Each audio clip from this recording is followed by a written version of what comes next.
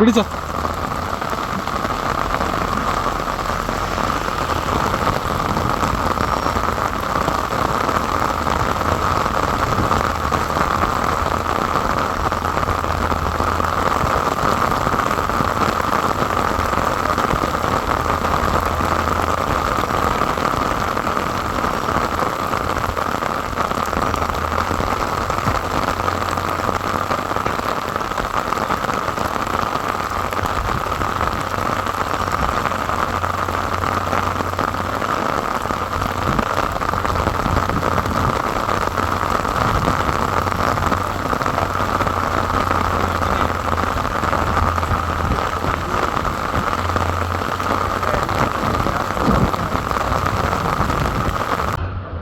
ಆತ್ಮೀಯರೇ, ಅಲ್ಲಿ ನಮ್ಮ ಸ್ಥಳಗಳಲ್ಲಿ ನಾವಿದ್ದಾಗ ಯಾರಿಗಾರು ಒಂದು ಊಟ ಹಾಕಿಬಿಟ್ರೆ ದೊಡ್ಡ ಸೇವೆ, ಯಾರಿಗಾದ್ರೂ ಒಂದು ಕಂಪಾಸ್ ಬಾಕ್ಸ್ ಕೊಡಿಸ್ಬಿಟ್ರೆ, ಒಂದು 4 ಪುಸ್ತಕ ಕೊಟ್ಬಿಟ್ರೆ ದೊಡ್ಡ ಸೇವೆ ಅಂತ ಗಲಾಟೆ ಮಾಡ್ತೀವಲ್ಲ. ಇಲ್ಲಿ ನೋಡಿ, ಪೂರ್ತಿ ಇಲ್ಲಿ ಒಂದು ಊರಿತ್ತು, ಆ ಊರಿನ ಗತಿ ಏನಾಗಿದೆ ನೋಡಿ. ನೋಡಿ, ಅಲ್ಲಿ ನೋಡಿ ಊರಿನ ಗತಿ. ಇಲ್ಲಿ ನೋಡಿ ನೀರು ಹೆಂಗೆ ಹರಿತಾ ಇದೆ, ಹಿಂಗೆ ಹರಿಕೊಂಡು ಹೋಗ್ತಾ ಇದೆ ನೋಡಿ. ಇಲ್ಲಿ ನೋಡಿ ನೀರು ಹೆಂಗೆ ಹರಿತಾ ಇದೆ. ಅಲ್ಲಿ ನೋಡಿ ಮನೆಗಳೆಲ್ಲ, ಅಲ್ಲಿ ನೋಡಿ ಎಲ್ಲ ಮನೆಗಳೆಲ್ಲ ನೋಡಿ. ಇದು ಈಗ ನಾನು ಇಲ್ಲಿ ಬಂದಿರೋದು ಉಳಿದ ಪಡೆದ ಜನ. ನಾನೊಬ್ಬರನ್ನ ಭೇಟಿ ಮಾಡಿದ್ದೆ. 11 ಜನದಲ್ಲಿ ಅವನೊಬ್ಬನೇ ಉಳ್ಕೊಂಡಿದ್ದಾನೆ, ಇನ್ನು 10 ಜನ ಇಲ್ಲ. ಈಗ ಅವನೊಬ್ಬನ ಕತೆ ಏನು? ಹೀಗೆ ಸುಮಾರು 1,000ಕ್ಕೂ ಮಿಗಿಲಾದ ಜನಗಳಿಗೆ, ಸಂತ್ರಸ್ತರಿಗೆ ಸೇವೆ ಮಾಡೋಕ್ಕೆ ನಾವಿಲ್ಲಿ ಬಂದಿದ್ದೀವಿ.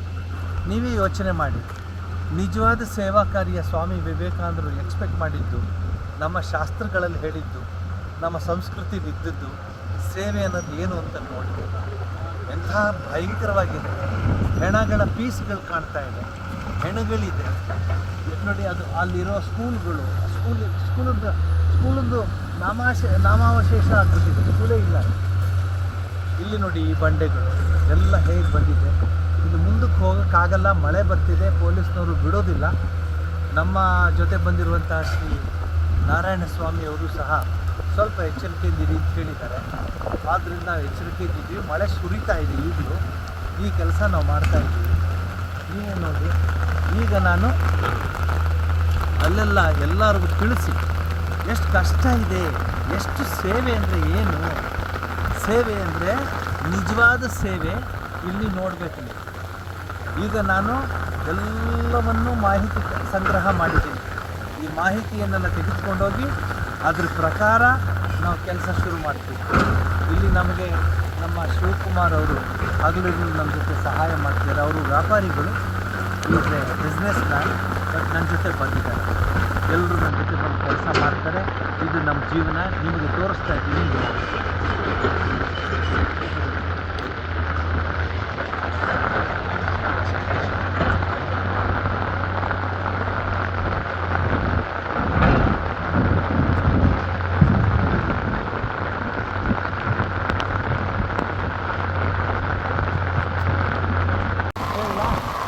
ನಮಸ್ಕಾರ. ನಾನು ಈಗ ಎಲ್ಲಿ ಹೆಣಗಳು ಸಿಗ್ತಾ ಇದೆಯೋ, ಎಲ್ಲಿ 2 ಊರುಗಳು ಸಂಪೂರ್ಣ ನಿರ್ನಾಮವಾಯಿತು, ಎಲ್ಲಿ ಮಳೆ ಇನ್ನೂ ಸುರಿತಾ ಇದೆಯೋ ಅಲ್ಲಿ ನಿಂತು ನಿಮಗೆ ತಿಳಿಸ್ತಾ ಇದ್ದೀನಿ. ಈಗ ನಾವಿಲ್ಲಿ ಬಂದು ಕೆಲಸ ಶುರು ಮಾಡಬೇಕಂತ ಇದ್ದೀವಿ. ಇಲ್ಲಿವರೆಗೆ ಕಲೆಕ್ಟರ್ ಅವ್ರ ಹತ್ರ ಮತ್ತು ಮಿನಿಸ್ಟ್ರುಗಳ ಹತ್ರ ಉನ್ನತ ಸಭೆಯಲ್ಲಿ ನಾನು ಇದ್ದು ಮಾತಾಡಿ ಬಂದಿದ್ದೀನಿ. ಇಲ್ಲಿಯ ಸ್ಥಿತಿಗತಿ ನೋಡಿದ್ರೆ ಇದು ನರಕನೇ ಅನಿಸುತ್ತೆ ನೋಡಿ.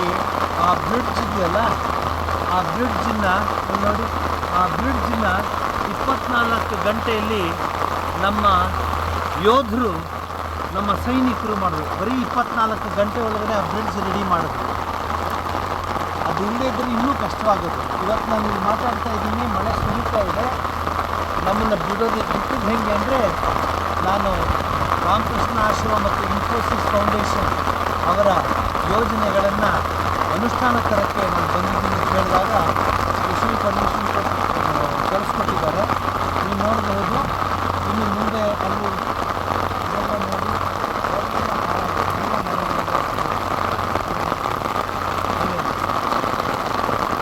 ಇದು ಸ್ವಾಮಿ ವಿವೇಕಾನಂದರು ಹೇಳಿದಂತಹ ನಿಜವಾದ ಸೇವಾ ಯಜ್ಞ. ಸೇವೆ ಅಂತ ಮಾಡ್ತಾರಲ್ಲ, ಅದಲ್ಲ. ಇಲ್ಲಿ ಬಂದು ಮಾಡಲಿ, ಈ ಮಳೆಯಲ್ಲಿ ನಿಂತ್ಕೊಂಡು ಮಾಡಲಿ, ಈ ಹೆಣಗಳ ಮಧ್ಯೆ ನಿಂತ್ಕೊಂಡು ಮಾಡಲಿ. ಇದು ನಿಜವಾದ ಸೇವೆ ಅಂತ ಕೂಗ್ತಿರ್ತಾರಲ್ಲ, ಅವ್ರಿಗೆಲ್ಲ ಬುದ್ಧಿ ಹೇಳಬೇಕು. ನಮ್ಮ ಸೈನಿಕರು ನೋಡಿ, ಮೇರಾ ಭಾರತ್ ಮಹಾನ್ ಅದು ಆ 24 ಗಂಟೆಗೆ ಕಟ್ಟಿದ್ದಾರೆ ನೋಡಿ.